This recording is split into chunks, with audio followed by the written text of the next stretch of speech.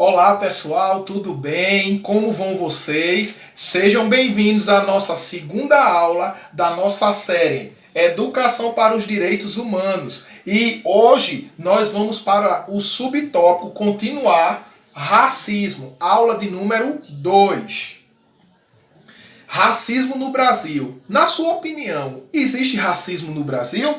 O racismo no Brasil tem sido um grande problema desde a era colonial, imposta pelos colonizadores portugueses, ou seja, os negros, os africanos que vieram para este lugar, eles já vieram numa condição de subserviência aos portugueses e na condição de um preconceito também racista. E isso é muito sério. Em uma pesquisa publicada em 2011, indica que 63,7% dos brasileiros consideram que a raça interfere na qualidade de vida dos cidadãos, sim.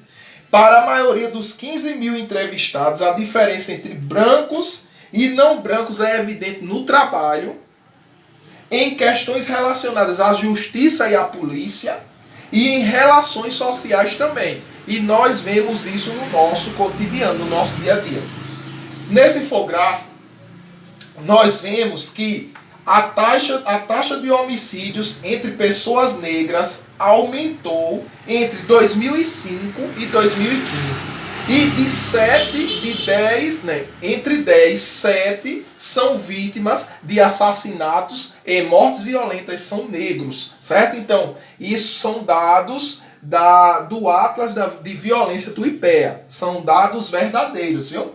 Nessa outra imagem, nós vemos também que a maioria dos desocupados, a maior taxa dos desempregados está entre os negros, certo? O rendimento médio por hora de trabalho é maior entre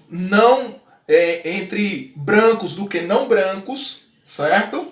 E nós vemos também que a escolaridade, a quantidade de anos estudadas é maior entre brancos do que não brancos. Aqui são exemplos de notícias, de coisas que vêm acontecendo no nosso cotidiano nesses últimos dias. Você deve ter acompanhado aí na sua casa nos telejornais.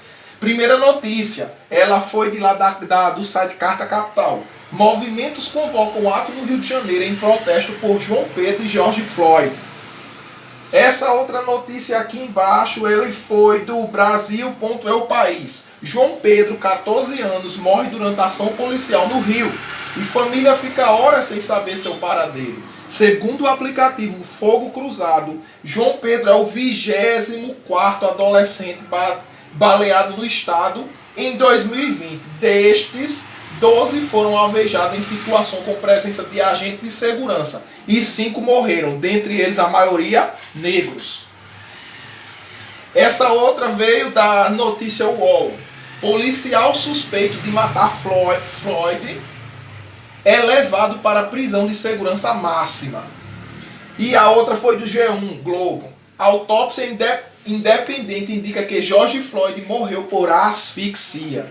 Aí você diz, professor, eu não conheço quem é esse George Floyd, quem é esse jovem. Esse jovem aqui é o brasileiro que foi morto em uma ação em uma das comunidades do Rio de Janeiro, foi alvejado por tiros, certo?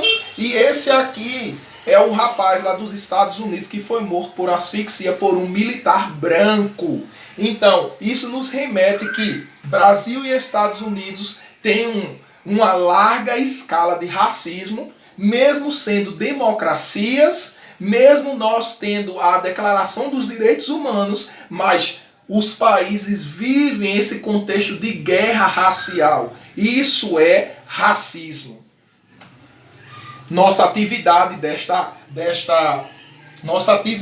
desse momento sabemos que o racismo é uma realidade vivenciada diariamente em muitas sociedades no mundo inteiro, inclusive em nosso país, mais uma vez, em nossa cidade e muito mais em nossas escolas. Dê sua opinião sobre os casos de violência apresentados na aula, certo? Do jovem brasileiro e de Floyd, o americano. O que poderia ser feito em ambos os casos para evitar essas tragédias? Lembrando que foram ações policiais. Você já sofreu, já foi testemunha de algum tipo de racismo?